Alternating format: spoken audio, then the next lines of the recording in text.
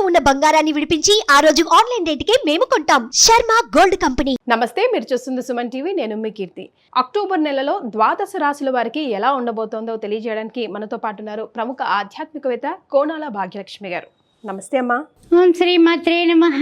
So ఇక చివరి రాశి అయిన మీన రాశి వారికి ఈ అక్టోబర్ నెలలో ఎలా ఉంటదమ్మా? ఓం శుక్లాంబరధరం విష్ణుం శశివర్ణం చతుర్భుజం ప్రసన్న వదనం ఛాయే సర్వ విఘ్నోపశాంతయే. ఓం శ్రీ మాత్రే నమః. అక్టోబర్ నెల అంటే 1-10-2024 మాస ఫలాలు కార్యక్రమానికి స్వాగతం. ద్వాదశ రాశుల వారికి ఏ విధంగా ఉండబోతోంది, ఏమిటి సంగతి అనే విషయాన్ని మనం ఇప్పుడు ఒకసారి పరిశీలిద్దాం. మరి అయితే ఈ అక్టోబర్ నెలలో చూసినట్లయితే కనుక మనకి దేవీ నవరాత్రులు ప్రారంభమవుతాయి. అమ్మవారి యొక్క అనుగ్రహంతో అందరూ కూడా దేవీ నవరాత్రులు అనేటటువంటి శుభకరమైనటువంటి విశేషాలు, మనకు జాతక విశేషాలతో పాటు ఆ విషయాలు కూడా అమ్మవారిని ఏ విధంగా ఎలా పూజిస్తే అమ్మవారి అనుగ్రహం లభిస్తుంది అని ఆలోచించేటటువంటి అతిథులందరికీ కూడా దసరా శుభాకాంక్షలు. తర్వాత చూసినట్లయితే కనుక 11వ తారీఖున గురుడు వక్రగతిని వెళ్ళబోతున్నాడు. ఆ విషయం గుర్తుపెట్టుకోండి. వృషభ రాశిలో ఉన్నటువంటి గురువు గారు 11వ తారీఖున వక్రగతిలోకి వెళ్ళబోతున్నారు. తర్వాత చూసినట్లయితే 11వ తారీఖునే తులారాశిలోకి బుధుడు ప్రవేశిస్తున్నాడు. ఆ విషయం కూడా గమనించగలరు. తర్వాత 14వ తారీఖున శుక్రుడు వృశ్చిక రాశిలోకి ప్రవేశిస్తున్నాడు. తర్వాత చూసినట్లయితే 18వ తారీఖున రవి తులారాశిలోకి రవి సంక్రమణం జరగబోతోంది. తర్వాత చూసినట్లయితే కనుక కర్కాటక రాశిలోకి కుజుడు 20వ తారీఖున ప్రవేశం చేస్తున్నాడు. అయితే ముఖ్యంగా చూసినట్లయితే కనుక 30వ తారీఖున బుధుడు వృశ్చికంలోకి ప్రవేశిస్తున్నాడు. గ్రహముల యొక్క గమనాలు ఈ విధంగా ఉన్నాయన్నమాట. అయితే మనము అనుకుంటూ ఉంటాం కదా, ఏమనంటే కనుక గ్రహాల గమనాలను బట్టే మన యొక్క జాతక చక్రంలో పరిస్థితులు, స్థితి, గతి కూడా మారుతుంది అన్న విషయం మనం అనుకుంటూ ఉంటాం కదా. మరి అలాంటప్పుడు ద్వాదశ రాశుల వారికి ఈ మాసంలో ఏ విధంగా మారబోతోంది 1-10-2024, 31-10-2024 వరకు మనం చెప్పుకుందాం. మాస ఫలాలు కార్యక్రమంలో మీనరాశి వారికి ఏ విధంగా ఉండబోతుందో తెలుసుకుందాం. మరి ముఖ్యంగా చూసినట్లయితే పురాభద్ర 4వ పాదం, ఉత్తరాభద్ర, రేవతి నక్షత్రం. ముఖ్యమైనటువంటి విషయం ఏమిటంటే 13వ తారీఖున శుక్రుడు భాగ్యరాశిలో సంచారం చేస్తాడు కాబట్టి అన్ని విధాల సౌభాగ్యాలన్నీ కూడా మీ ఇంట వెల్లివిరుస్తాయి. 13వ తారీఖు వరకు ఒక ఎత్తు, 13వ తారీఖు నుంచి మీకు అన్ని విధాలకు కూడా బాగుంటుంది. తర్వాత మిగతా గ్రహాలు మాత్రం మీకు అనుకూలత లేదు, ప్రతికూలంలోనే ఉన్నాయి. అందువలన 13వ తారీఖు వరకు కాస్త ఓపిక పట్టండి.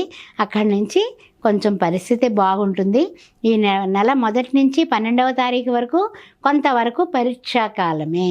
ఎందుకంటే ఏదైనా సరే జాక్పాటు ముందు ఉందంటేనే కదా మనకి ఆనందంగా ఉంటుంది. అమ్మాయి 10 రోజులు ఎలాగోలాగా చేసుకుంటే శుక్రుడు వస్తాడట, బాగుంటుందట, ఆ విధంగా అనుకుంటాం కదా, అదనమాట. తర్వాత విషయంలో ఏంటంటే శారీరకంగా, మానసికంగా బలం తగ్గుతుందండి. అంటే కష్టపడలేరు. అలా అనేసి కనీసం మానసికంగా ఒత్తిళ్ళు, రకరకాల ఆలోచనల ఒత్తిళ్ళు, టెన్షన్స్, ఒత్తిళ్ళు ఎక్కువగా ఉంటాయి. కాస్త జాగ్రత్త. ఆరోగ్యం భాస్కరాది ఇచ్చేతన్నారు కాబట్టి సూర్య నమస్కారాలు మానకుండా, విడవకుండా చేసుకోండి. ఆదిత్య హృదయం పుణ్యం సర్వ శత్రు వినాశనం అంటారు కాబట్టి ఆదిత్య హృదయాన్ని చదవడం మానకండి. చదవకపోయినా పర్వాలేదు, వినండి బాబు చాలు. ప్రతి విషయంలోని కాస్త జాగ్రత్తగానే ముందుకు అడుగులు వేయాలి. అంతేగాని నేను ఏం పర్వాలేదు, నాకు తిరుగులేదు అని అనుకోకండి. జాగ్రత్తగా ఆచితూచి ఎవరితోనో మాట్లాడేటప్పుడు కానీ, తర్వాత ఈ పెళ్లి సంబంధాల విషయంలో కానీ, తర్వాత ఇచ్చిపుచ్చుకునే వ్యవహారాల్లో కానీ, రియల్ ఎస్టేట్ రంగంలో కానీ, వృత్తుల్లో ఉన్నవాళ్ళు కానీ, వ్యాపారంలో ఉన్నవాళ్ళు కానీ, ఉద్యోగస్తులు, పై అధికారులతో కానీ జాగ్రత్తగా మాట్లాడండి. నాలుకని చాలా జాగ్రత్తగా, పొదుపుగా, హితంగా, మితంగా ఉపయోగించండి. ఎందువలన రాహు ఉన్నాడు కదా మనకి లగ్నాత్తు. ఆయన ఏం చేస్తాడు, అనే ఈ మాట విసిరే అంటాడు. మనం విసిరేసామనుకున్న తర్వాత తలపట్టు కూర్చునేది మనమే, తిప్పలు పడేది మనమే. ఆ విషయాన్ని గుర్తుపెట్టుకోండి. తర్వాత విషయానికి వచ్చినట్లయితే కనుక అనారోగ్య పరిస్థితులు ఉన్నాయి కాబట్టి, అంటే అష్టమ రవి వలన మీకు ఔషధ సేవనం తప్పదు. అందువల్ల చిన్నగా అనారోగ్యం రాకుండానే మొట్టమొదటే 16వ తారీఖుకి ముందే మీరు సూర్య నమస్కారాలు మొదలుపెట్టండి. ఆరోగ్యం భాస్కరాది ఓం రవి మిత్ర సూర్య ఖగ భాను పూష హిరణ్యగర్భ మరీచ ఆదిత్య సవిత్ర అర్క భాస్కరేభ్యో నమః అనే 12 నామాలు మానకుండా విడవకుండా చదువుకోవడం. ఆదివారం పూట కుక్కలకి చపాతీ కొంచెం నెయ్యి రాసి చక్కెర చల్లినటువంటి చపాతీలు కనీసం ఒకటి నుంచి మీ ఇష్టం సంఖ్య వెయ్యండి. మీకు అనారోగ్య పరిస్థితులు అధిగమిస్తారు. తర్వాత ముఖ్యమైనటువంటి విషయం ఏంటంటే కనుక కుటుంబంలో కొంచెం అనవసరమైన విషయాలు చర్చకు వస్తాయి. అవి మనకు అవసరం ఉండవు, మనకు కలిసి వచ్చేవి కాదు. ఎందుకు అనవసరమైన విషయాలు, ఇతరుల విషయాలు మీరు చర్చించుకొని గొడవలు పడుతూ ఉంటారు. నాకు తెలుసు నేను చెప్పింది వేదం అని మీ వాళ్ళు అంటారు, నాకు తెలుసు అని మీరు అంటారు. మధ్యలో మన పిల్లలో లేకపోతే మన పెద్దవాళ్ళు వాళ్ళు జోక్యం చేసుకుంటారు. అప్పుడు అదంతా కూడా పెద్ద చిందరవందర అయిపోతుంది. అందువల్ల గొడవలు తగాదాలు మీ యొక్క ఇంట్లో ఇతరుల వలన వస్తాయి. జాగ్రత్త ఆ విషయం గుర్తుపెట్టుకోండి. తర్వాత ముఖ్యంగా ఏంటంటే ఎవరికైనా ఏదైనా ఇచ్చిపుచ్చుకునే కార్యక్రమం, రియల్ ఎస్టేట్ రంగం వాళ్ళు, వడ్డీ వ్యాపారస్తులు, లేకపోతే ఎక్కడైనా మనం లోన్లు తీసుకోవచ్చు, ఈఎంఐలు కట్టవచ్చు, లేదా ఎక్కడైనా చెల్లింపులు ఉంటాయి. ఇవన్నీ కూడా ప్రణాళికాబద్ధంగా చెల్లించేయండి. అంతేగాని వచ్చే నెల చూద్దాం తర్వాత చూద్దాం అన్న మాట మనకి డిక్షనరీలో లేకుండా దాన్ని మొత్తం ఎరైజ్ చేసేయండి. ఆ విషయం గుర్తుపెట్టుకోండి. తర్వాత ముఖ్యంగా ఏంటంటే కనుక మీకు నిందలు, నిష్ఠూరాలు, వారితో వాదోపవాదాలు, తలకాయ నొప్పులు ఇవన్నీ రాసిపెట్టి కనపడుతున్నాయి. అందువల్ల చెల్లింపులు చెయ్యండి. చెల్లింపుల విషయంలో ముందే పొదుపు చేసుకోండి. ప్రణాళికాబద్ధంగా ఖర్చు పెట్టండి. అనవసరమైన ఖర్చులకు వెళ్ళకండి. ఇవన్నీ కూడా అబ్బా ఎంత సూక్తి ముక్తావళి బోరు కొడుతుంది అనుకుంటున్నారా? అనుకోకండి. మీ శ్రేయోభిలాషిగానే చెబుతున్నాను. మీరు కష్టపడితే నాకు ఇష్టం కాదు. అందుకని ఇవన్నీ గుర్తుపెట్టుకోండి, గమనించండి, జాగ్రత్త పడండి. మరి మీన రాశి వారు ఎలాంటి రెమెడీస్ ఫాలో అవ్వాలంట?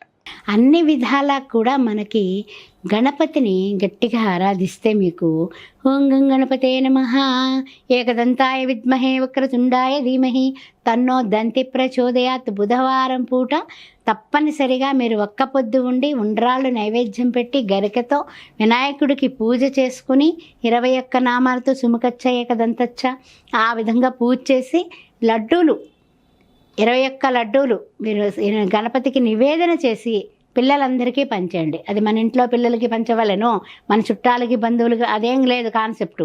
పేద పిల్లలకి అందరికీ కూడా స్లమ్ ఏరియాకి వెళ్ళి మరీ పంచండి. పంచేస్తే మీ యొక్క విఘ్నాలు తొలగి మీకు మనశ్శాంతి లభిస్తుంది మొట్టమొదట.